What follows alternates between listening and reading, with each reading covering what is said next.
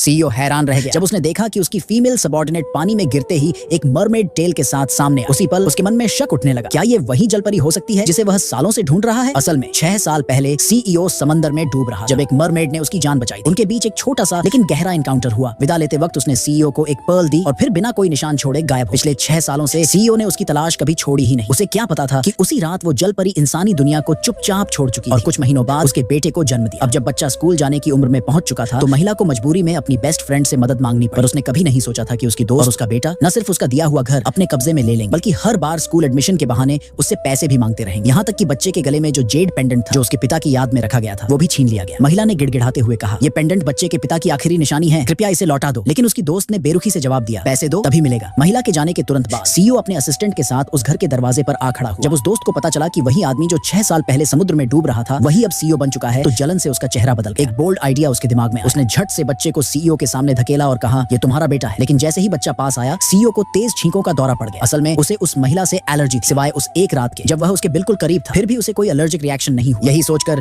CEO को शक होने लगा कि दोस्त की बात झूठ हो सकती। तभी दोस्त ने जेब से जेड पेंडेंट निकाला, वही पेंडेंट जो सालों पहले सीईओ ने उस जलपरी को दिया था। वो इसे देखकर चौंक गया, पर शक अब भी बना। इस कीपसेक को देखते ही उसने अपने असिस्टेंट से कहा, इन्हें हमारे साथ ले चलो। उधर असली महिला समंदर के किनारे मोती इकट्ठा कर रही थी ताकि बेटे की स्कूल फीस भर सके। साथ ही वह अपने बेटे के साथ एक इमोशनल वीडियो देखकर रो रही। उनकी हल्की सिसकियां पास से गुजरते सीईओ के कानों तक पहुंच। किसी के कदमों की आहट सुनकर महिला ने तुरंत बेटे से कहा, अपनी छोटी सी टेल छुपा लो। उनके रूप बदलते ही सीईओ अंदर आया और एक पल को लगा कि उसकी आंखों को धोखा हो रहा है। जैसे ही माँ बेटा वहां से निकलने ही वाले थे एक बिल्ली सामने आ। बच्चा डर के मारे पीछे हटने लगा और सीधे तालाब की तरफ गिरने ही वाला था। महिला दौड़ पड़ी उसे बचाने के लिए। उस नाजुक पल में सीईओ ने समय रहते महिला का हाथ पकड़ लिया। उस एक पल की छुअन में दोनों ने अजीब सी जानी पहचानी सी फीलिंग महसूस की। सीईओ हैरान रह क्योंकि इस बार उसे कोई एलर्जिक रिएक्शन नहीं हुआ। ये बात उसे और भी ज्यादा परेशान करने लगी। जब उसे पता चला कि उसकी वजह से महिला और उसका बेटा अपने सारे मोती खो बैठे तो उसने तुरंत कॉम्पनसेशन ऑफर किया। कुछ दिनों बाद जब वो अपने कंपनी द्वारा इन्वेस्ट किए गए एक किंडरगार्टन का इंस्पेक्शन कर रहा था तो उसे हैरानी हुई। महिला वहीं अपने बेटे का एडमिशन कराने आई। सीईओ ने तुरंत अपने असिस्टेंट को कहा कि उनकी एडमिशन प्रोसेस में पूरी मदद की। कुछ ही दिनों में महिला को एडमिशन एक्सेप्टेंस लेटर मिल गया। साथ ही उसे उसी कैंपस में असिस्टेंट की नौकरी भी मिली। लेकिन पहले ही दिन काम पर जाते ही स्टाफ ने उसे हर तरह से परेशान करना शुरू कर। जैसे ही महिला मुश्किल में फंसी थी ठीक उसी वक्त सीईओ वहां आ पहुंचा और उसे मदद अपनी तरफ से शुक्रिया कहने के बच्चे ने उसे एक ग्लास पानी लाकर। लेकिन जैसे ही सीईओ ने 2 घूंट लिए उसने देखा कि माँ और बेटा पूरा पॉट पहले ही खत्म कर चुके थे। वो अभी भी समझ नहीं पाया था कि ये कैसे हुआ। तभी एक फीमेल टीचर एक छोटी बच्ची के साथ वहां और अचानक सीईओ और बच्चा दोनों अनकंट्रोलेबली छींकने लगे। जब पता चला कि दोनों को ही फीमेल से एलर्जी है तो बच्चे ने धीरे से सीईओ के कान में एक चालाक ट्रिक बताया। उसने कहा, आप थोड़े मोटे लॉन्ग स्लीव्स और पैंट्स पहन लिया कर ताकि जब लड़कियां पास आएं तो एलर्जिक रिएक्शन कम हो। उधर उसी वक्त दोस्त का बेटा घर में टैंट्रम कर रहा था। बर्तन